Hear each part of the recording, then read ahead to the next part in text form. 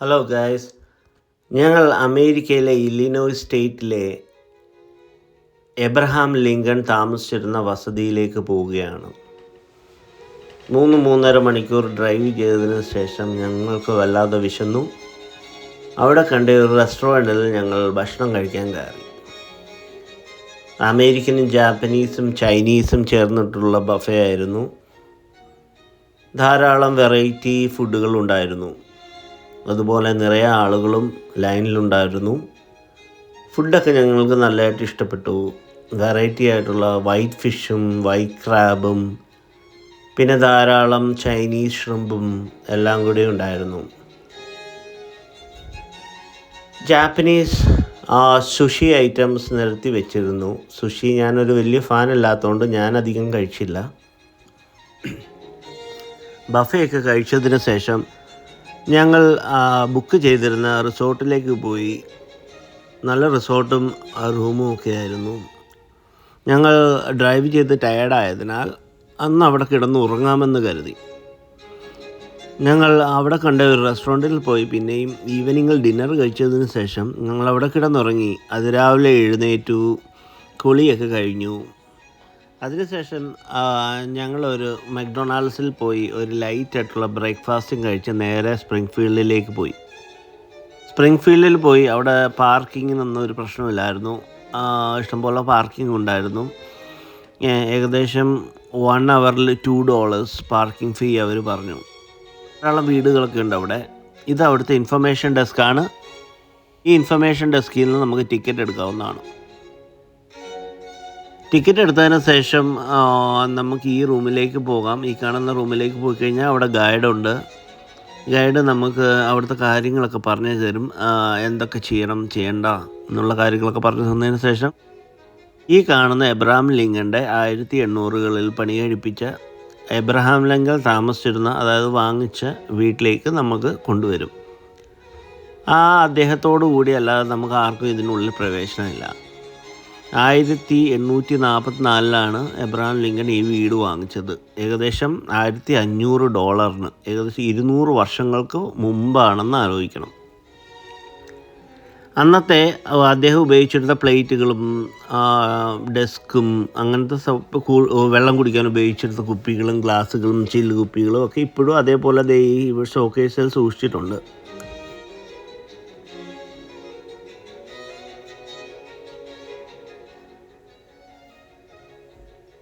Abraham ലിങ്കൻ്റെ front റൂമാണിത്. അദ്ദേഹം മീറ്റിങ്ങുകൾക്കൊക്കെ വേണ്ടി ഉപയോഗിച്ചിരുന്ന ഫ്രണ്ട് റൂമാണ്. ഇവിടെ ആയിരുന്നു ഒട്ടുമിക്ക മീറ്റിങ്ങുകളും ആൾക്കാർ വരുന്നതും സംസാരിക്കുന്നതും ഒക്കെ ഈ റൂമിൽ നിന്നായിരുന്നു. 200 വർഷത്തിന് മുമ്പ് കറണ്ട് പോലും ഇല്ലാത്ത സമയത്തായിരുന്നു എന്ന് ആലോചിക്കണം.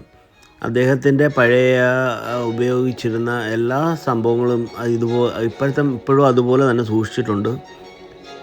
ഇത് അദ്ദേഹത്തിൻ്റെ ഡൈനിങ് റൂമാണ്. ഡൈനിങ് റൂമിലെ പ്ലേറ്റുകളും തീൻമേശയും ക്ലോക്കും അതുപോലെ തന്നെ അദ്ദേഹം ഉപയോഗിച്ചിരുന്ന എല്ലാ തരം സാധനങ്ങളും ഇപ്പോഴും അതുപോലെ തന്നെ സൂക്ഷിച്ചിട്ടുണ്ട്. നമ്മൾക്ക് അവിടെ ചെന്ന് കയറുമ്പോൾ തന്നെ നമുക്കൊരു ഫീലിംഗ് ഉണ്ട്.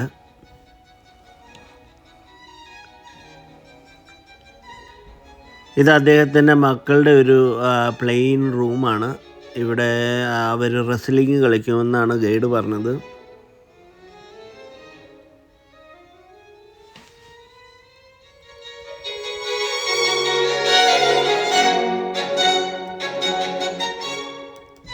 ഒരു തരം സ്കോപ്പാണ്. ഇതിനകത്തൂടെ അവർക്ക് വാങ്ങിച്ചു കൊടുത്ത ടോയ് ആണെന്നാണ് ഗൈഡ് ഞങ്ങളോട് പറഞ്ഞത്. അതൊരു സ്കോപ്പാണ്. അതിനകത്തൂടെ ഫിലിംസും പിക്ചേഴ്സ് ഇട്ട് കഴിഞ്ഞാൽ പ്രൊജക്റ്റ് ചെയ്ത് കാണാമെന്നാണ് പറയുന്നത്. എബ്രഹാം ലിങ്കൻ്റെ വീടിൻ്റെ മുകളിലേക്ക് പോവുകയാണ് ഞങ്ങൾ. മുകളിൽ ചെന്ന് കഴിഞ്ഞാൽ നമുക്ക് എബ്രഹാം ലിങ്കൻ്റെ റൂം കാണാം. ഇതാണ് എബ്രഹാം ലിങ്കൻ്റെ റൂം. അദ്ദേഹം താമസിച്ചിരുന്ന റൂമാണിത്. വാൾപേപ്പറൊക്കെ പ്രത്യേകതരം ഡിസൈൻ ചെയ്താണ് അദ്ദേഹത്തിൻ്റെ വൈഫ് മേരി പാരീസിൽ നിന്ന് കൊണ്ടുവന്ന് പ്രത്യേകം അന്നത്തെ കാലത്ത് ചെയ്ത ഒരു ആർട്ടാണത്. അതിപ്പോഴും കേടുകൂടാതെ ആ ഒരു ആർട്ട് വാൾപേപ്പറിൽ നിങ്ങൾക്ക് കാണാം.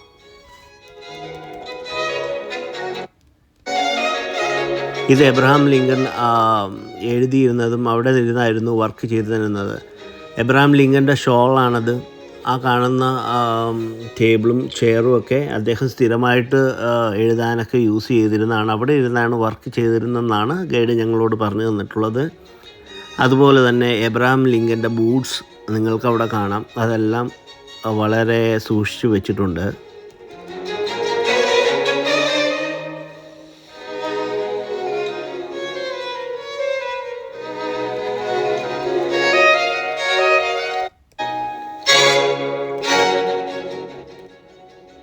എബ്രഹാം ലിങ്കൻ്റെ വൈഫ് മേരിയുടെ റൂമിലേക്ക് കയറുന്ന വാതിലാണ്. അതിലേക്ക് കയറി കഴിഞ്ഞാൽ എബ്രഹാം ലിങ്കൻ്റെ വൈഫ് സ്ഥിരമായിട്ട് ഉപയോഗിച്ചിരുന്ന ഷോൾ ആ ബെഡിൽ കാണാം. നിങ്ങൾക്ക് സൂക്ഷിച്ച് നോക്കിയാൽ കാണാം. അതുപോലെ തന്നെ അവരുടെ പെയിൻറ്റിങ്ങും ബോക്സുകളും എല്ലാ സാധനങ്ങളും ഇപ്പോഴും അതുപോലെ തന്നെ സൂക്ഷിച്ചിട്ടുണ്ട്. ഇത് എബ്രഹാം ലിങ്കൻ്റെ ഹാറ്റാണ്, തൊപ്പി. അദ്ദേഹം ഉപയോഗിച്ച തൊപ്പി ഇപ്പോഴും സൂക്ഷിച്ചിട്ടുണ്ട്. ഇത് അദ്ദേഹത്തിൻ്റെ മകൻ്റെ റൂമാണ്. ഇനി നിങ്ങൾ കാണുന്ന ഈ റൂമാണ് എബ്രഹാം ലിങ്കൻ്റെ സെർവൻസ് താമസിച്ചിരുന്ന റൂം. ഇവിടെ ആയിരുന്നു അവിടുത്തെ സെർവൻസ് താമസിച്ചിരുന്നത്. ഈ ഇതിന് താഴേക്ക് പോയി കഴിഞ്ഞാൽ നമുക്ക് ബേസ്മെൻറ്റാണ്. ബേസ്മെൻറ്റിലേക്ക് ഇറങ്ങി പെതുക്കെ ചെന്ന് കഴിയുമ്പോൾ വലതുഭാഗത്തായിരുന്നു നമുക്ക് അവിടുത്തെ 1800-കളിൽ ഉണ്ടായിരുന്ന കിച്ചൺ നമ്മൾക്ക് കാണാം. ഇതായിരുന്നു എബ്രഹാം ലിങ്കൻ്റെ വീട്ടിലേക്ക് എല്ലാവരും കഴിക്കാൻ ഉപയോഗിച്ചിരുന്ന കിച്ചൺ. ഇവിടെ നിന്നായിരുന്നു ഫുഡ് തീന്മേശയിലേക്ക് എത്തുക. അന്നത്തെ സെർവൻസ് ഇവിടുന്ന് ഫുഡ് മേക്ക് ചെയ്തിട്ടാണ് മുകളിലേക്ക് എല്ലാവർക്കും എത്തിക്കുന്നത്. ഇതൊരു പ്രത്യേക 1865 കൊണ്ടുവന്ന ഒരു പ്രത്യേക തരം സ്റ്റൗ ആണ്. ഈ സ്റ്റൗ മേരിക്ക് ഭയങ്കര ഇഷ്ടമായിരുന്നു എന്നാണ് ഗൈഡ് ഞങ്ങളോട് പറഞ്ഞത്.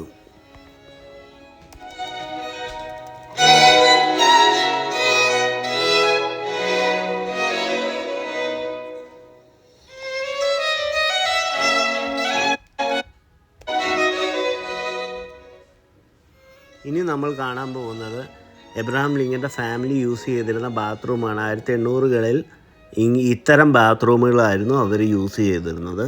പ്രത്യേകതയൊന്നും ഇപ്പോൾ വിശ്വസിക്കാനും പോലും പറ്റുന്നില്ല. ഇതെന്താണെന്ന് പോലും അറിയില്ല. അന്നത്തെ കാലത്ത് അവരുടെ ബാത്റൂംസ് ആയിരുന്നു അത്. ഇപ്പോഴും സൂക്ഷിച്ചിട്ടുണ്ട്. അപ്പോൾ അടുത്ത വീഡിയോയിൽ കാണാം. Thanks for watching. Thank you.